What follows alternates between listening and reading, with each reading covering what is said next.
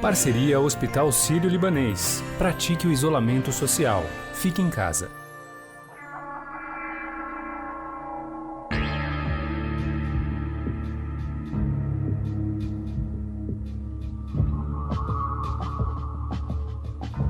A crise gerada pela pandemia do novo coronavírus começa a ser sentida na arrecadação dos estados e municípios.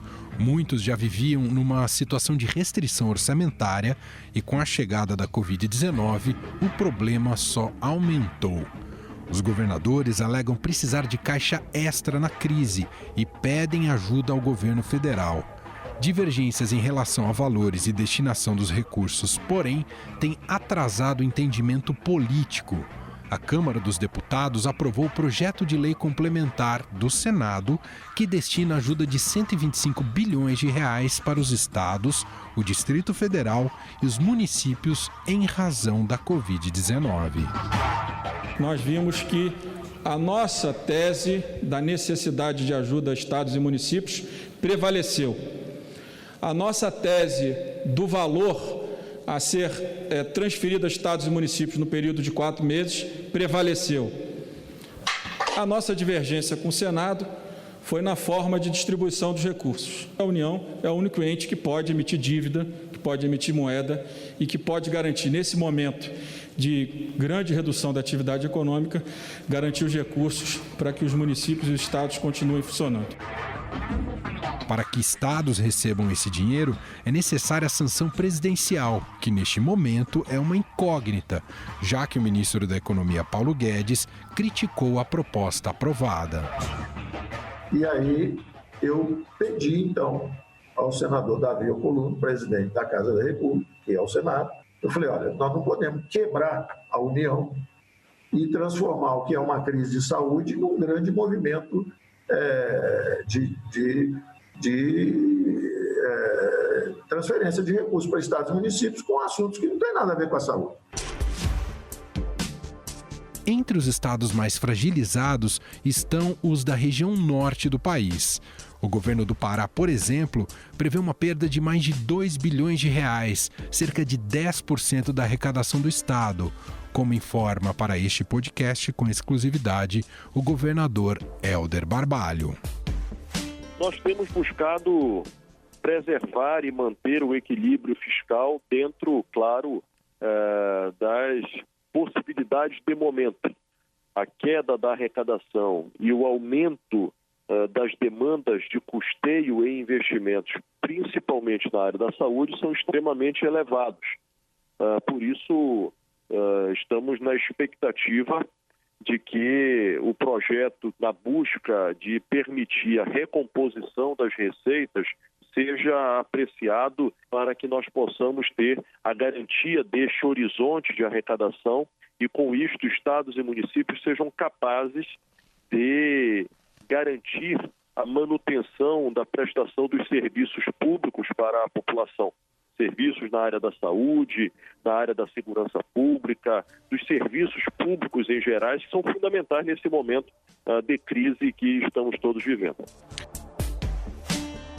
Além disso, o governador Hélder Barbalho diz que é necessária mais ajuda do governo federal para ampliar o sistema de saúde do estado. Este é o momento de todos estarmos unidos e é fundamental que o Ministério da Saúde possa colaborar com os estados. E aqui, no estado do Pará, nós precisamos da ajuda do governo federal para ampliar a rede hospitalar para a síndrome aguda respiratória, sejam leitos de UTI, sejam leitos clínicos, como também o custeio desta estrutura. A possibilidade da colaboração com médicos e com a possibilidade também da utilização de hospitais federais que possam nos ajudar. Aqui o governo do estado tem feito investimentos importantíssimos. Já abrimos 720 leitos em hospitais de campanha, compramos 400 respiradores, estamos fazendo também compras de outros equipamentos que permitirão a instalação de novas UTIs. Portanto, este esforço do governo do estado também deve se somar à possibilidade de ajuda e colaboração do governo federal. No Amazonas, a previsão é de queda de 30% na arrecadação. O governador Wilson Lima explica que há dificuldades no pagamento de algumas prestadoras de serviço do estado. No estado do Amazonas nós estamos pagando os salários em dia. Temos algumas dificuldades com relação ao pagamento de algumas empresas de serviço meio, né, que é um levantamento que a gente está fazendo para entender como é que nós podemos saldar isso daí nos próximos dias. Mas aquele que tem contrato direto com o Estado, funcionalismo público de uma forma geral, nós estamos mantendo e honrando esses pagamentos. E isso tem sido possível resultado de um trabalho de austeridade que a gente já vinha tomando aqui no estado do Amazonas. Mas nós ainda vamos enfrentar dias difíceis pela frente, porque agora em maio eu devo ter uma queda na arrecadação algo em torno de 30%. E aí naturalmente que nós tivemos que fazer cortes na maioria das secretarias e dos investimentos do Estado, tivemos que suspender tudo aquilo que não era serviço essencial, tivemos que cortar aluguel de carro, gasto com combustível, com aluguéis, enfim, e estamos reduzindo a estrutura do Estado e focando em algumas áreas que são essenciais: saúde, segurança pública e assistência social, e o desenvolvimento e retomada das atividades econômicas. Então, o estado do Amazonas tem se concentrado nessas 4 áreas, e são para essas que nós estamos canalizando todos os esforços e todos os recursos. E aí, naturalmente, que depois a gente vai montar um plano para a retomada dessas outras atividades. Mas, por enquanto, todos os esforços do estado estão voltados para essas 4 áreas: educação, segurança, assistência social e retomada das atividades econômicas. O governador Wilson Lima diz ainda que aguarda a chegada dos recursos aprovados pelo Congresso para ajudar no equilíbrio fiscal. Vai nos ajudar a manter esse equilíbrio no atendimento da área de saúde, aliado à ajuda que o governo federal tem nos dado, e também manter o nosso equilíbrio fiscal. Naturalmente que a gente necessita de mais, mas isso vai ser importante nesse momento. E uma decisão como essa sempre vai acabar desagradando um ou outro, mas é uma ajuda que é muito bem-vinda nesse momento de pandemia. E aqui eu quero ressaltar o empenho que tem tido o presidente do Senado, Davi Alcolumbre, e o presidente da Câmara, Rodrigo Maia, que tem sido muito sensível aos problemas enfrentados pelos estados e também pelas prefeituras.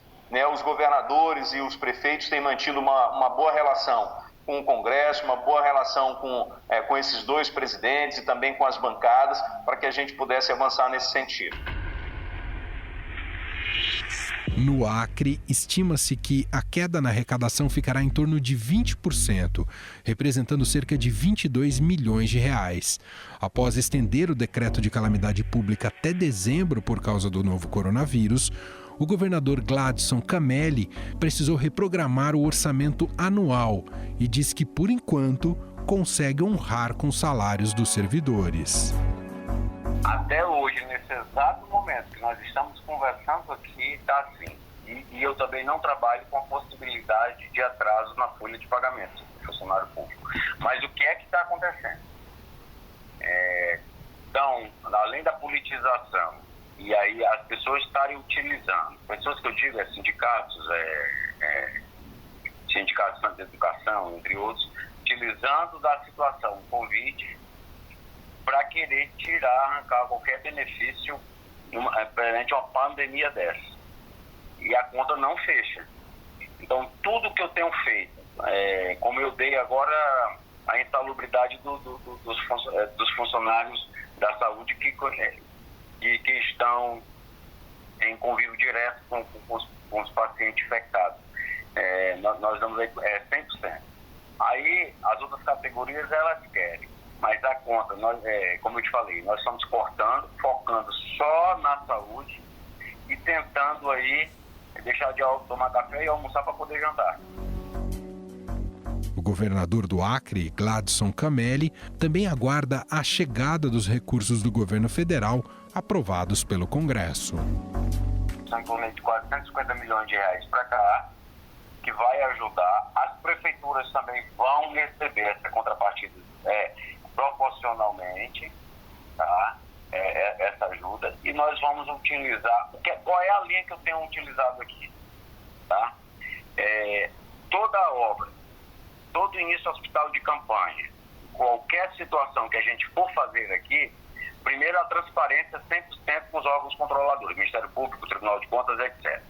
Segundo, que possa ser utilizado, que fiquem para o futuro a gente utilizar. Por exemplo, esse hospital de traumatologia que eu estou concluindo aí, que passou 13 anos parado, vou concluir aí ele sem a primeira etapa aí nos próximos dias. Eu quero iniciar a outra etapa em 45 dias, entregar aonde seriam os hospitais de campanha, utilizando aí os métodos que é construção civil, o que tem de tecnologia, para que a gente faça aquelas obras pré-moldadas, tá? Que a gente possa. Mas que fiquem aí vitalício, porque a gente possa utilizar essa estrutura no futuro para a própria expansão do próprio hospital, tá? Essa é a determinação.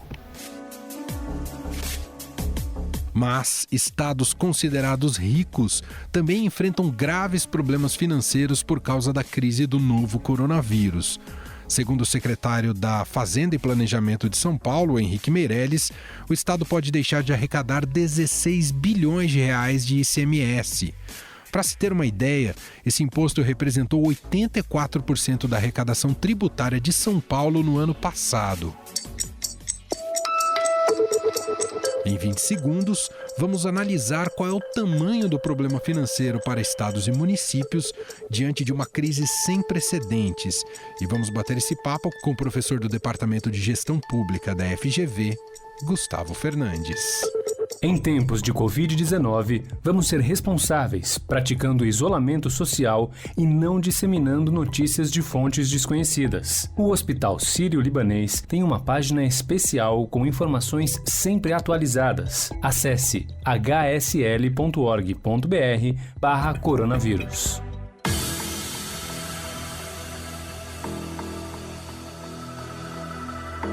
Como vimos anteriormente, na falta de uma orientação para que governo federal, estados e municípios atuem de forma complementar no combate ao coronavírus e seus efeitos econômicos, cada unidade da federação tem agido por conta própria.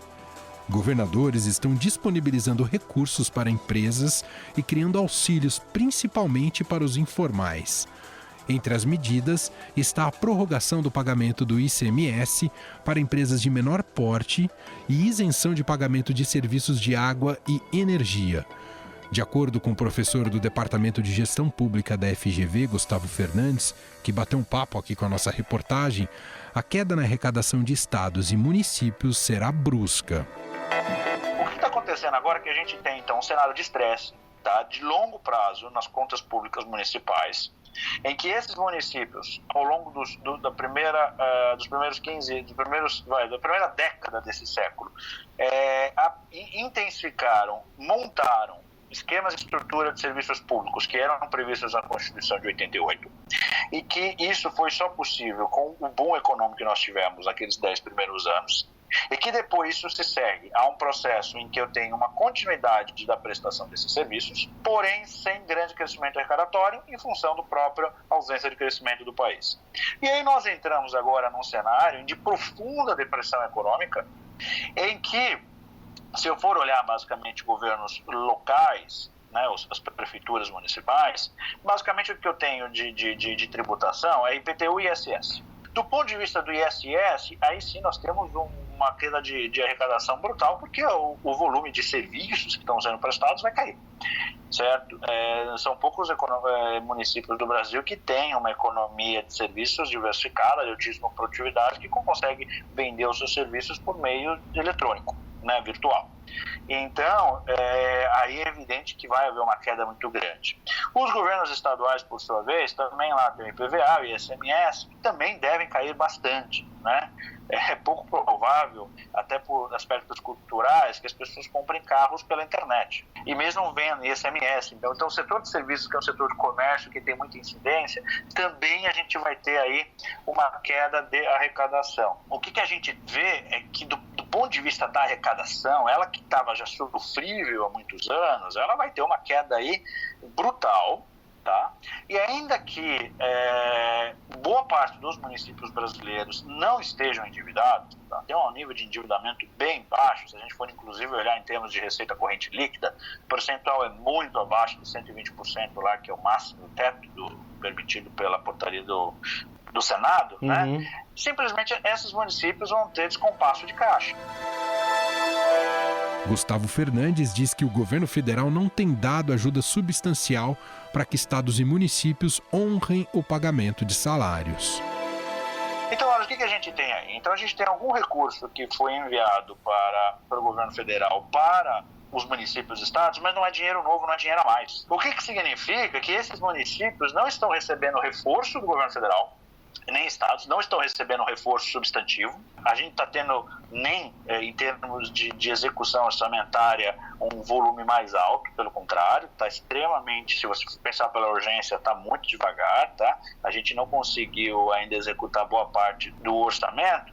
E aí o que acontece? Portanto, os municípios mantêm a sua estrutura de despesa, existe uma pressão maior por causa do Covid, não vieram mais recursos para combater o Covid, e ainda vai se manter o quê? O pagamento de salários, né? O puxamento dos serviços públicos. O que eu aposto e o que eu acredito que deve acontecer em curto prazo, é a gente começar a escutar de municípios e estados que vão deixar de pagar os salários dos servidores, né? Primeiro, a gente vai ter uma paralisia de serviços públicos, tá?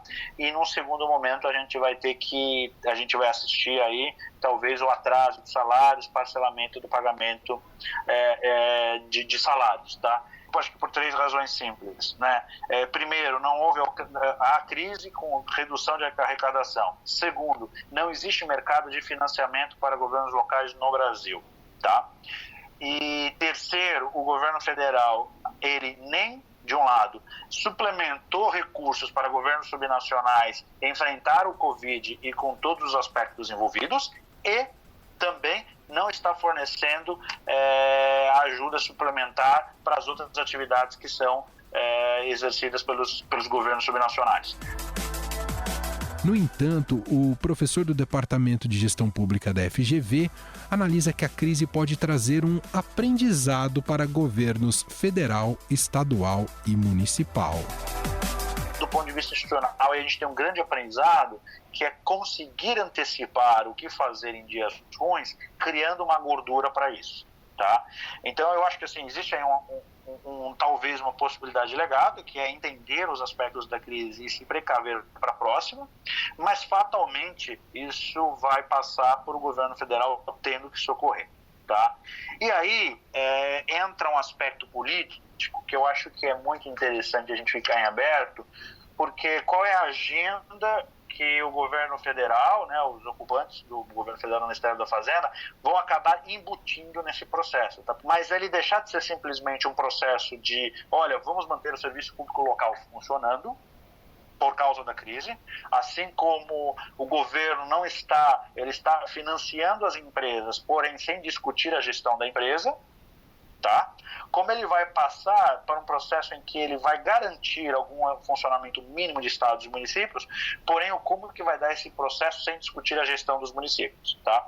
É claro que eu acredito que existe aí um papel interessantíssimo do governo federal como estimulador da adoção de práticas de maior eficiência, efetividade, transparência, inclusive para o próprio governo federal. Porém, esse processo é sempre complicado do ponto de vista político, né? Nem sempre quem está na capital estadual é aliado, amigo do quem está na capital federal. Então, esse processo sempre torna um pouco mais dramático, né? Eu falo tudo isso porque a gente precisa ter em mente porque não vai ser um processo fácil, tá? Então, infelizmente, aí dos aspectos fiscais e de gestão pública, talvez a gente tenha um cenário muito complicado aí para frente, né? Tomara que não, tomara que a crise acabe logo, tomara que as pessoas consigam retomar logo suas vidas, e isso acabe então colocando as coisas no trilho, e aí a gente não tem um processo aí de crise disseminada dos nossos governos locais, né? Tomara que não.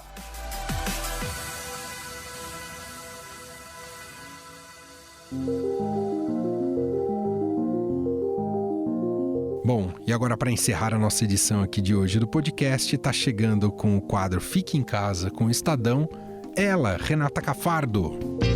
Fique em Casa com o Estadão, com Renata Cafardo. Hoje o nosso papo é com o chefe Jun Sakamoto, que estava em casa, isolado, mas os clientes começaram a pedir sushi e sashimi. E aí ele inventou um delivery do seu badalado restaurante. Jun, tudo bom? Tudo bem? Como é que você tá, hein? Como é que você tá fazendo aí para trabalhar, né? E para viver aí mais isolado, como todo mundo? Nós estamos, de fato, fechados, né? Depois de uma semana trancado dentro de casa, alguns clientes meus começaram a me ligar perguntando se eu não podia ir lá fazer um sushi na casa dele. Eu falei, olha, ir na sua casa fazer o sushi é meio contra, né, a orientação de isolamento e tudo mais, né? Mas eu vou fazer o seguinte, eu vou fazer um sushi e vou te levar aí na tua casa. Aí daqui a pouco ele ligou de novo e falou assim, vem cá, já que você vai fazer um, você consegue fazer 2? Eu falei, claro, né? Já botar lá no restaurante, né? Falei, porque o Maurício também quer. Aí daqui a pouco, também o Alvarenga também quer. Eu falei, beleza, né? Aí eu chamei o meu parceiro de trabalho aqui no restaurante e eu falei, Ilioso, você me ajuda a fazer um sushi? Aí ele falou, pô, demorou, né? Não vejo a hora de sair de casa. Ele tava louco para trabalhar, né? Passei, peguei ele, viemos para cá, preparamos os pratos e entregamos. No dia seguinte tinha mais gente querendo, e eu e o Ilioso gostando da ideia. E aí nós começamos a trabalhar. Aí a Patrícia Ferraz amou a ideia, pediu sushi, eu levei. Assim, e você mesmo que leva? Eu levo, né? Porque eu não podia chamar ninguém para trabalhar, tava só eu e o Uriuso. Então, preparava juntos, aí ele arrumava as coisas e eu saía correndo, né? E a coisa foi crescendo. E graças a Deus, hoje o volume é o suficiente para eu honrar todos os meus pagamentos, né? E o resto do dia, depois quando acaba isso tudo, você vai para casa? Que resto? Fica em casa. Eu volto para cá, a gente ainda tem que preparar as coisas para o dia seguinte. E qual que é a diferença para você de antes, que você tinha muito contato com os clientes, via as pessoas, é muito diferente para você o trabalho, a rotina agora? Totalmente, né? Eu sinto falta de restaurante, eu amo restaurante, sabe, de comer fora, eu adoro, acho que eu tô nesse ramo por conta disso. Então, eu queria encontrar com os amigos, sentar numa mesa, abrir uma garrafa de vinho, dar risada, por isso eu sinto muita falta. Certo, John, olha, super obrigada, viu? Imagina. Obrigada pelo papo. Obrigada, um beijo. Imagina, outro. Tchau. O Estadão Notícias desta quinta-feira vai ficando por aqui. Contou com a apresentação minha, Emanuel Bonfim, participação de Renata Cafardo, produção de Gustavo Lopes e Bárbara Rubira e montagem de Nelson Volter. O diretor de jornalismo do Grupo Estado é João Fábio Caminoto. Você pode mandar seu comentário e sugestão para o nosso e-mail podcast@estadão.com. Um abraço para você, a gente se fala logo mais às 5 da tarde com mais uma edição do podcast Na Quarentena. Até lá! Estadão Notícias.